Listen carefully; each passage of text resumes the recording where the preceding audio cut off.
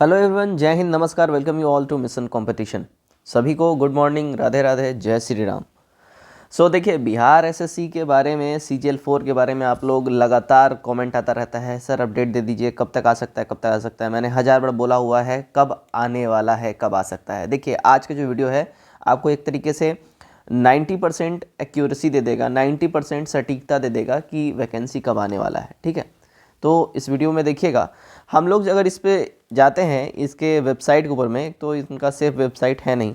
ठीक है, देखिएगा, ये इनका वेबसाइट है। यहाँ पे आइएगा तो अभी देखिए कुछ भी अभी अपडेटेड नहीं है। आपको केवल जो सेकंड इंटर लेवल का जो है, इसका एडिट का जो ऑप्शन इन्होंने इनेबल करा है उसी से संबंधित है, वहीं आपको दिखेगा। ठीक है, लेकिन अभी एक इम्पॉर्टेंट जो नोटिस है, एक तरीके से एक लेटर, वो बहुत ही इम्पॉर्टेंट है, जिसको आपके साथ मैं शेयर करना चाहता हूँ, जो कि एक तरीके से मुहर लगा देगा कि ये वैकेंसी कब आ रही है। ठीक है, और इस मुहर के साथ ही आप भी एक तरीके से आश्वस्त हो जाएंगे। यहाँ पे देखिएगा, सामान्य प्रशासन विभाग के द्वारा यहाँ पे ये लेटर लिखा गया है। ठीक है, रजनीश कुमार जी हैं सरकार के संयुक्त सचिव। तो यहाँ पे देखिए हमारे लिए इम्पोर्टेंट क्या है, देखिएगा, सचिव बिहार कर्मचारी चयन आयोग पटना, इनको ये लेटर लिखा गया और हमारे लिए यही इम्पॉर्टेंट है। यहाँ पे और भी सचिवों को लिखा गया है। ठीक है, जिसमें अपने जो है बिहार लोक सेवा संघ आयोग के भी, यानी बीपीएससी के भी सचिव हैं। ठीक है, तो और भी हैं। हमारे लिए इम्पॉर्टेंट क्या है, हमको देखना है बिहार एसएससी सीजीएल 4, इससे संबंधित हम लोग बात कर रहे हैं। ठीक है, जब नीचे आप आइएगा, देखिए ये लेटर जो है किस संबंध में है, पहले वो समझ लीजिए। ये लेटर जो है, आप नीचे जब आइएगा तो यहाँ पे देखिएगा, जो दिव्यांगजन है, दिव्यांगजनों को यहाँ पे आपको बोला जा रहा है कि उनको जो है रिजर्वेशन संबंधित बातें इसमें करी गई हैं। तो हमारे लिए ये इंपॉर्टेंट नहीं है। हमारे लिए इंपॉर्टेंट क्या है, आप जब यहाँ नीचे आते हैं तो यहाँ पे देखिएगा इम्पॉर्टेंट है पुच्छा बिंदु। ठीक है ना, ये पुच्छा बिंदु इम्पॉर्टेंट है। सामान्य प्रशासन विभाग की अधिसूचना संख्या 19,300 दिनांक 13/10/2023 के क्रियान्वयन के संबंध में पूछा यह है कि उच्चतर पद का प्रभार प्राप्त करने वाले पदाधिकारी कर्मचारी धारित पद पर कार्यरत माने जाएंगे, अतएव उच्चतर स्तर पे। यहाँ पे ये पूछा जा रहा है कि वैसे एम्प्लॉयज़ जिनका प्रमोशन हो गया, समझिएगा बातों को, जिनका प्रमोशन हो गया या जिन्होंने लोअर पोस्ट से, है ना, मतलब उन्होंने हायर पोस्ट का एग्ज़ाम दिया और वो पहले से लोअर पोस्ट पे कार्यरत थे, वहाँ से रिज़ाइन करके उन्होंने अपर पोस्ट को जो है धारण कर लिया। तो जाहिर सी बात है, उन्होंने जैसे ही अपर पोस्ट धारण किया, लोअर वाला तो खाली हो गया। ठीक है, अब जो ये लोअर वाला पोस्ट खाली हो गया है, तो यहाँ पे देखिएगा दो कंडीशन होता था।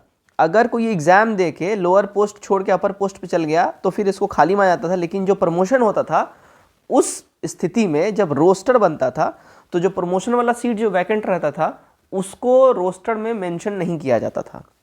इसी के बारे में अब स्पष्टीकरण दिया जा रहा है और बेहतरीन तरीके का ये न्यूज़ है आपके लिए, समझिएगा। स्पष्टीकरण में देखिएगा, अंगनीय है कि महालेखाकार समकक्ष पदाधिकारी द्वारा संबंधित पदाधिकारी कर्मचारी के पक्ष में उच्चतर पद उत्क्रमित के समकक्ष वेतन स्तर का वेतन पुर्जा निर्गत किया जा रहा है, न कि पूर्व धारित पद का। यह भी कि यदि कोई भी कर्मी उच्चतर पद पर उत्क्रमित हो गया है तो धारित पद स्वतः रिक्त हो जाएगी, क्योंकि कोई भी कर्मी एक साथ दो पदों के विरुद्ध कार्य नहीं कर सकता है। साथ ही चूंकि उच्चतर पद का प्रभार संबंधी यह व्यवस्था विशुद्ध रूप से रिक्त पदों के विरुद्ध की गई है, अतएव उच्चतर पद का प्रभार प्राप्त करने के फलस्वरूप स्वाभाविक रूप से रिक्त पदों को रिक्त यानी वैकेंट माना जाएगा, या रिक्ति मानते हुए उनके विरुद्ध नियुक्ति हेतु रोस्टर क्लियरेंस की कार्रवाई की जाएगी। ठीक है, अब यहाँ से आपको दो चीज़ें समझनी है। पहला, देखिए, पहले जो है, जो प्रमोशन वाला सीट होता था, प्रमोशन के द्वारा जो सीट वैकेंट हो गया और जो भरा जाता था, जो वैकेंट सीट रहता था उसको रोस्टर में, मैंने अभी बताया, मेंशन नहीं किया जाता था। अब यहाँ पे क्लियर मेंशन कर दिया गया, जो सीट खाली हो गया है उसको रोस्टर क्लियरेंस में डाला जाएगा। ठीक है, उसके लिए नियुक्ति की कार्रवाई की जाएगी, रोस्टर क्लियरेंस में वो सीट डाला जाएगा। अब यहाँ समझिएगा, देखिएगा, आपको याद होगा कुछ दिन पहले मैंने वीडियो बनाया था, उसमें बताया था कि एएसओ से, ठीक है, एएसओ से सेक्शन ऑफिसर में लगभग 600 लोगों का प्रमोशन हुआ था। ठीक है, और भी अन्य पद हैं जिसमें लगभग 30 से 40 लोगों का इसमें प्रमोशन हुआ था।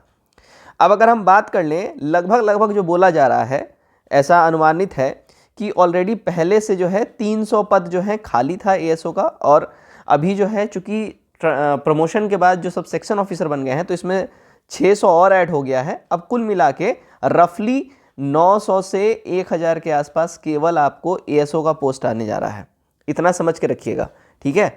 और इसके अलावा भी ऑडिटर है, वेक्टर ऑफिसर है, योजना सहायक पदाधिकारी हैं, इन सब का प्रमोशन हुआ है, इन सब का प्रमोशन होके ये लोग अपर पोस्ट पे चले गए हैं।